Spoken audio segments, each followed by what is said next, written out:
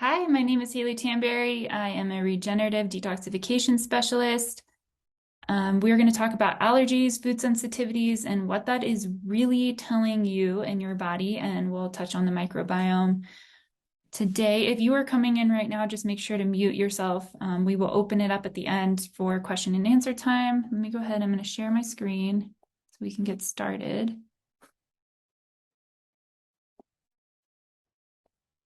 There we go.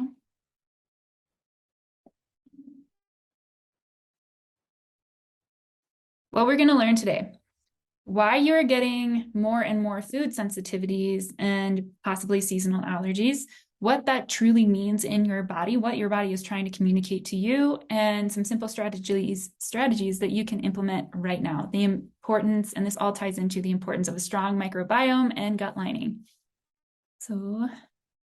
So you'll hear me say this a lot. We are trillions of cells, bacteria, and two fluids, blood and lymph. The blood feeds and the lymph cleans every organ, gland, and tissue in the body. But we are actually 10 times more bacteria than we are cells, which is why they are so important, and we should think of ourselves as an ecosystem. Bacteria they're an essential part of our vitality and life force, and we will be diving into that. The lymphatic system is 80% of the fluid in our body. It is in charge of clearing all the digestive and cellular waste out of the body. It cleans every organ, gland, tissue down to the cellular level. So essentially, it's all the metabolic waste and toxins that we come across daily. It will take that and bring it to the kidneys to get eliminated. So it's the sewer system of the body. You can think of it that way. So what you eat, drink, breathe, and put on your skin all goes into the body. The lymph system picks it up eventually, and it takes it to the kidneys to get eliminated. That is an elimination pathway. So let's talk about the importance of bacteria. Every bacteria has a role. They're all important. I don't like to think of it as good bacteria versus bad bacteria. We need a diverse ecosystem within us. So a lot of times in that example, you will hear people say, I need to kill the candida or get rid of the candida, go on a candida-free diet. Well, these microorganisms aren't bad. They're actually doing their job, which is cleaning up extra waste in the body, helping us digest excess protein and starches, and they clean up cells that have degenerated and are now walking down the atypical path.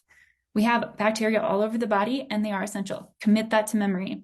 So in the case of candida, if we have an overgrowth, we have to ask the question, well, what mess are they cleaning up?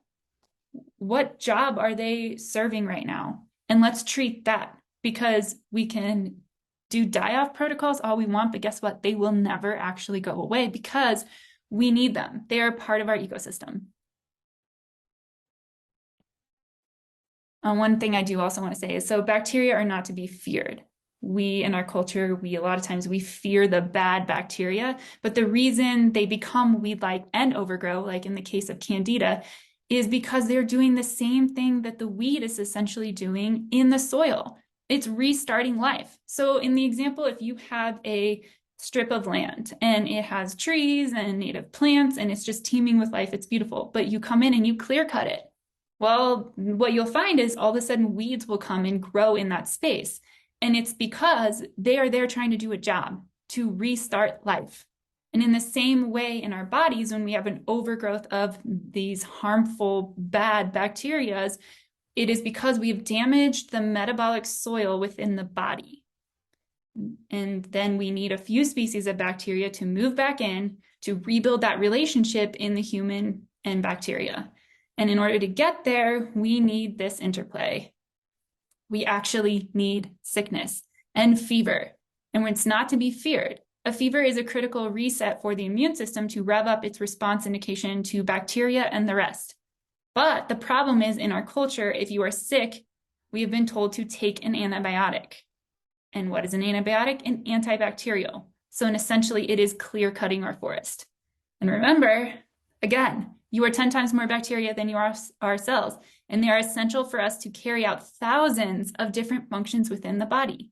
For example, bacteria are what make our food bioavailable to us. There's many other functions, and we'll touch on some of it. So what happens when you are killing them off? You lose your defense mechanism. One antibiotic use kills 90% of the bacteria in your body. And it also causes leaky gut, which is a huge problem when we're talking about food allergies and sensitivities. You literally lose your body's natural intelligence and strength and cellular identity. Your body will not perform the same way. There we go.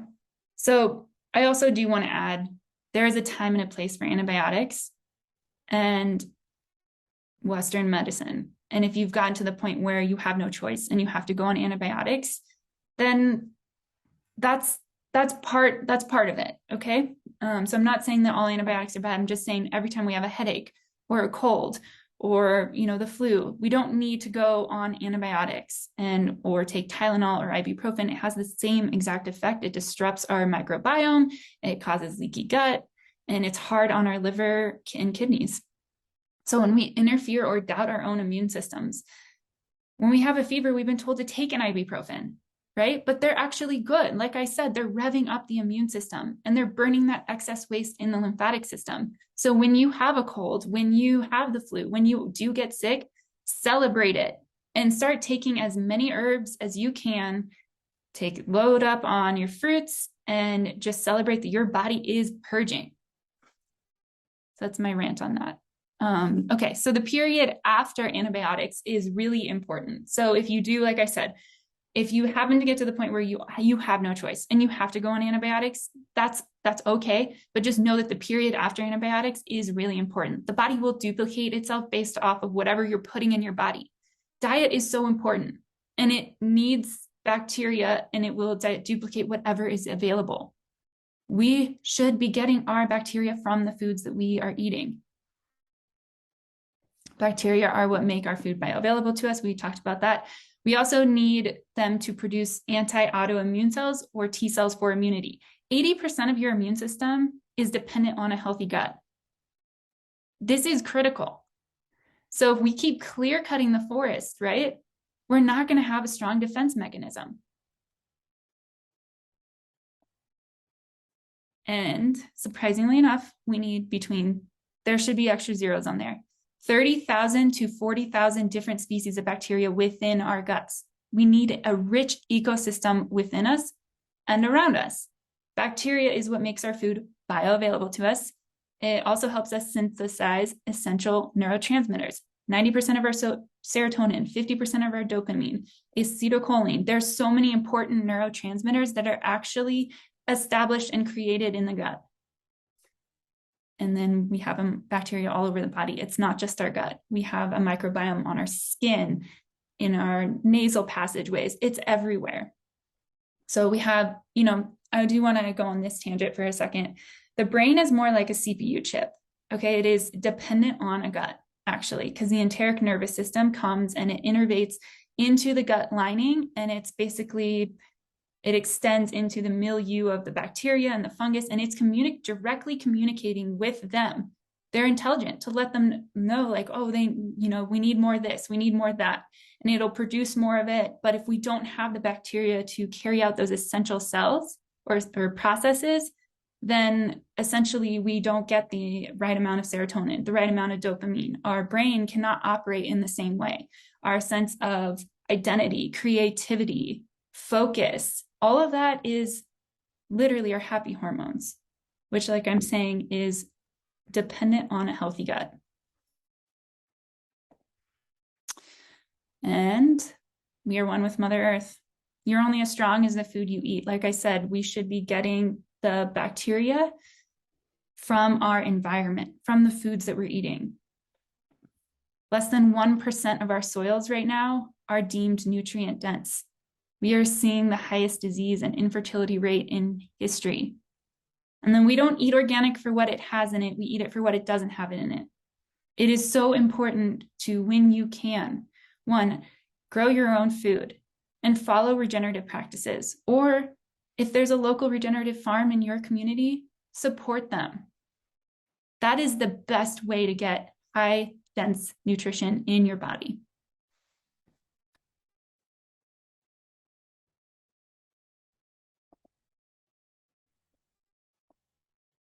All right, and then don't be controlled by marketing with probiotics or prebiotics.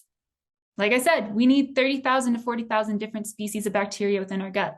Probiotics have a very narrow range. They take 3 to 7 different species and copy them at a copy of 7 billion. And some will even boast, oh, we have 24 species. We need 30,000 to 40,000 different species. So probiotics will actually push out and repopulate a copy of 7 billion of 3 to 7 that we don't need that many of. So it actually pushes out all the diversity, and essentially it's monoculturing our guts.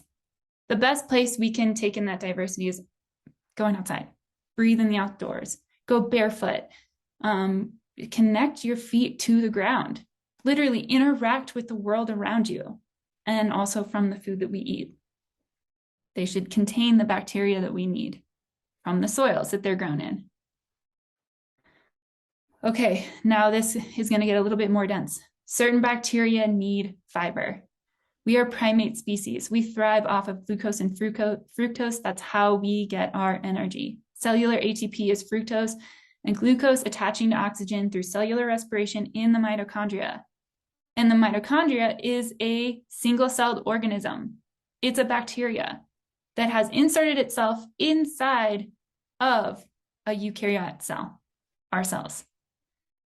And that's how we get energy. Even one thought process, me speaking here, there's like millions of ATP that I've been burning through. We need so many of them. And what happens is when our mitochondria, when the cell function, when the rate of injury is higher than the rate of repair, we get degeneration.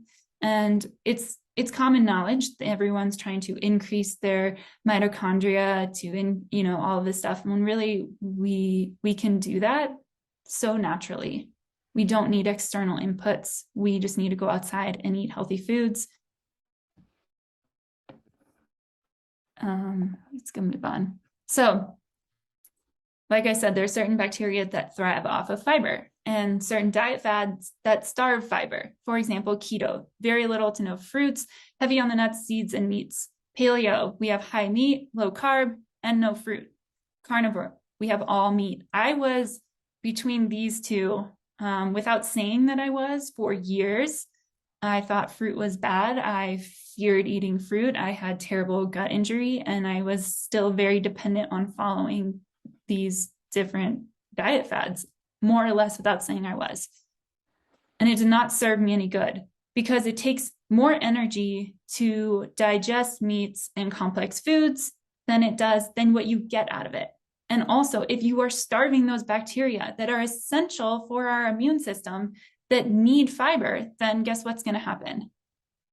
Now these bacteria are starving and they begin to eat the mucosa in the stomach lining. The mucosa, that mucosa membrane that separates the outside world from the internal world. Okay, our gut lining is actually half a hair strand thick, and you would think that that would be a flaw, but that is actually proof that we should be in connection to our external world. And yeah. So what happens then when they're eating that membrane that is supposed to be protective is we get leaky gut. So then all the toxins go unregulated into the immune system, and this is the start, a reason for leaky gut. So the leak in our gut is a two-part causation. It's eating the wrong foods, starving yourself of fiber. Oral antibiotics, even if you haven't taken antibiotics in a decade, you weren't really put on them as a kid, you are still exposed to them daily.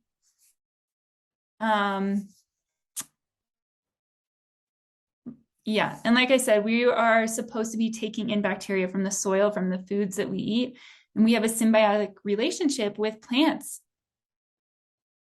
We do. All right, so we have glyphosate. Glyphosate has been patented as an oral antibiotic. We are exposed to it daily through the air we breathe, the water we drink, the food we eat, and the products that we put on our skin, also the clothes that we wear.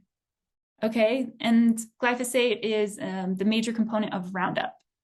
It is an incredibly toxic chemical that we have abused in our farming industry since 1980 to produce fast farming in the so-called Green Revolution. 4.5 billion pounds of glyphosate are sprayed annually. It is in 75% of the rainwater samples that have been recorded. It is an oral antibiotic, and it is found in inorganic food and tap water. It destroys the tight junctions of our gut lining. Then you have permeation and toxins that are coming unregulated into the immune and lymphatic system. All right, so that's where we get leaky gut. So these are the Velcro.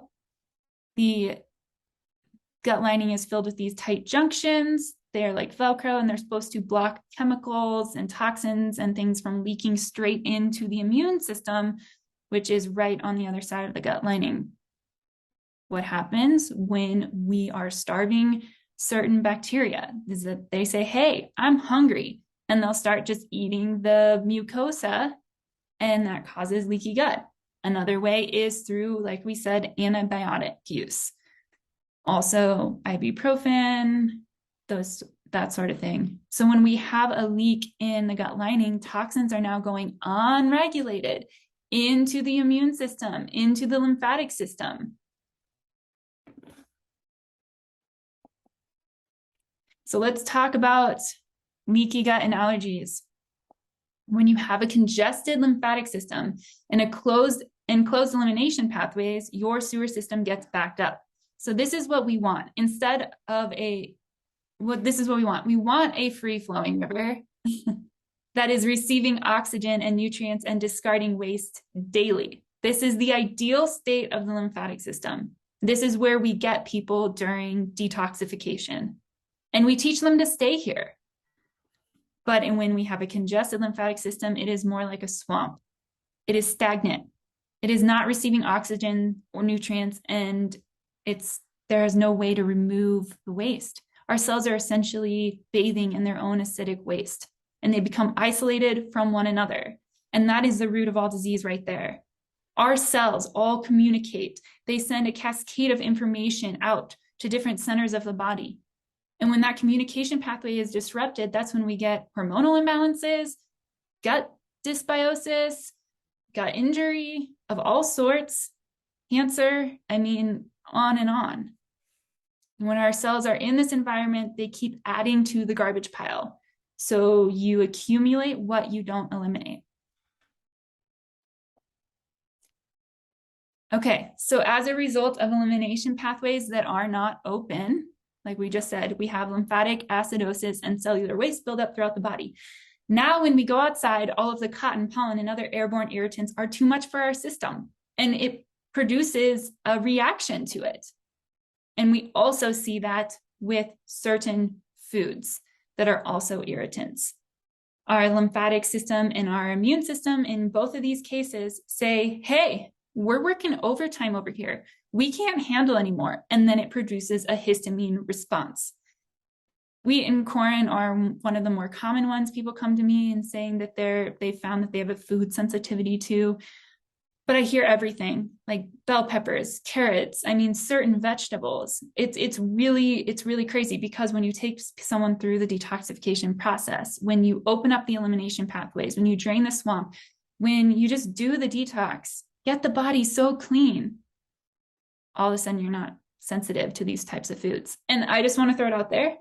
I am not saying that we should be able to survive off of pizza and beer. I do think that high amounts of wheat and also corn are not healthy for our bodies, but we do live in a society where we don't want to live in isolation, right? We want to be able to go to a wedding and eat the food and the appetizers and enjoy our time there, right? I do think that we have to be a part of this world as much as we do need to make better choices. And I'm not saying like you should be able to Monday through Friday follow a clean diet and do whatever the heck you want on the weekends. I think that's too much. But I think that we should be able to tolerate a certain amount of irritants in the body. And these are irritants. They're hard to digest. That's why your body produces a histamine response.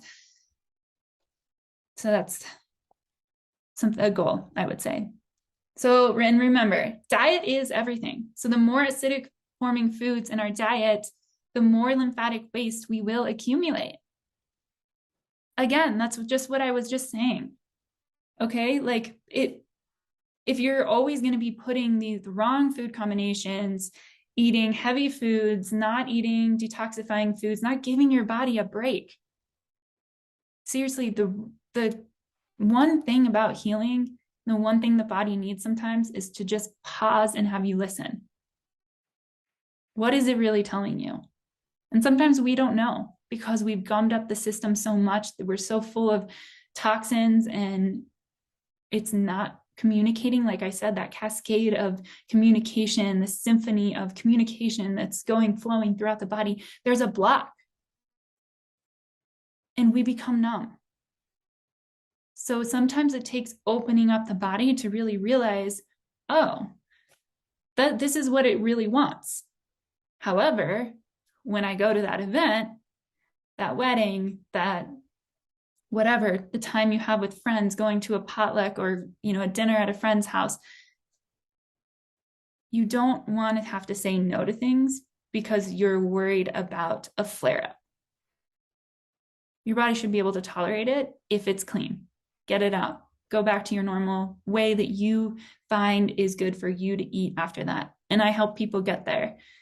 I think everybody is a little bit different, but I do find that once you go through a detox journey, you actually crave foods that are more beneficial to your system, to your body, to your tissues.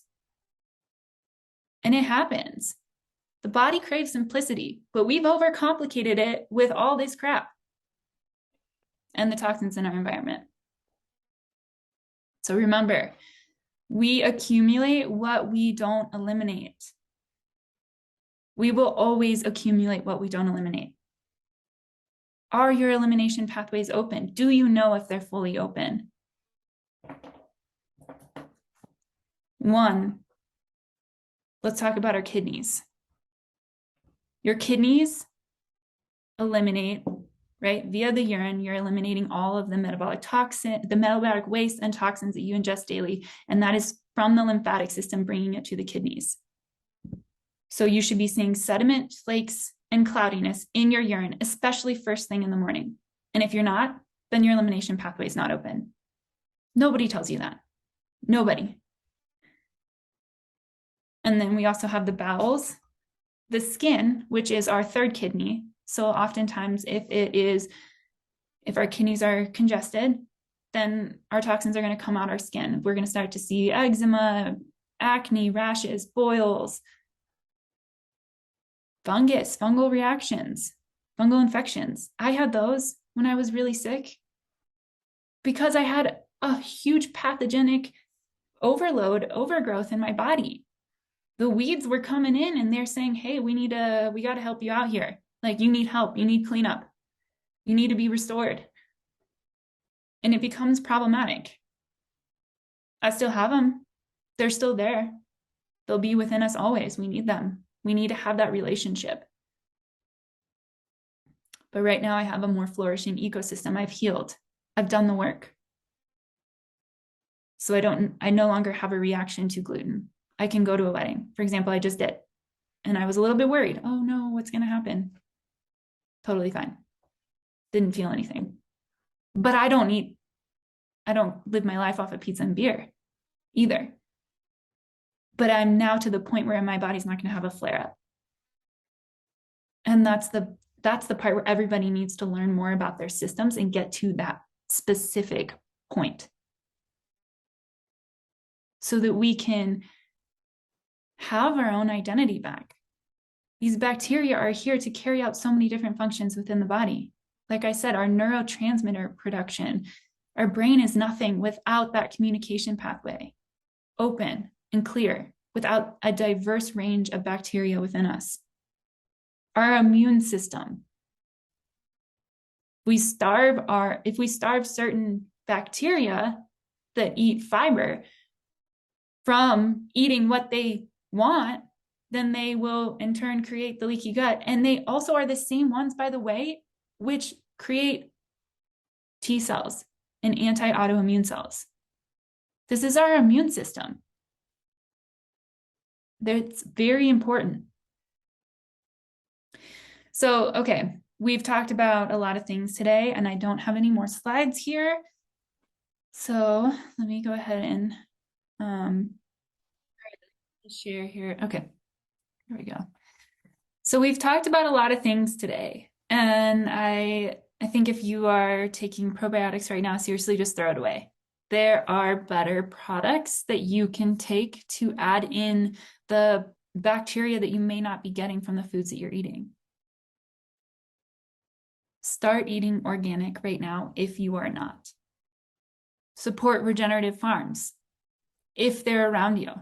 Start growing your own food. But beyond that, I do recommend soil-derived products. Stop taking your probiotics. Again, there's a company that I work with. Their products are amazing. They're grown under 96 feet of topsoil. They're grown regeneratively, and it is the most nutrient-dense food probably on this planet. And it's all vine ripened. It's amazing. So for those that are listening to this recording and you are interested, how do I swap out the supplements I might be taking right now that are isolates that my body does not recognize? They're synthetic, they're made in a lab, and replace it with this company that is literally just whole foods. That's it. And grown regeneratively. Then book a discovery call with me. There'll be a questionnaire that you're prompted to fill out, and make sure you let me know that you're just doing a vitamin audit. I'm happy to do that for people. I do this for people weekly because it's all about empowering people to better health so that you understand your body in a totally different way, so that we can prevent illness, so that we can thrive mentally, emotionally, physically, all of it.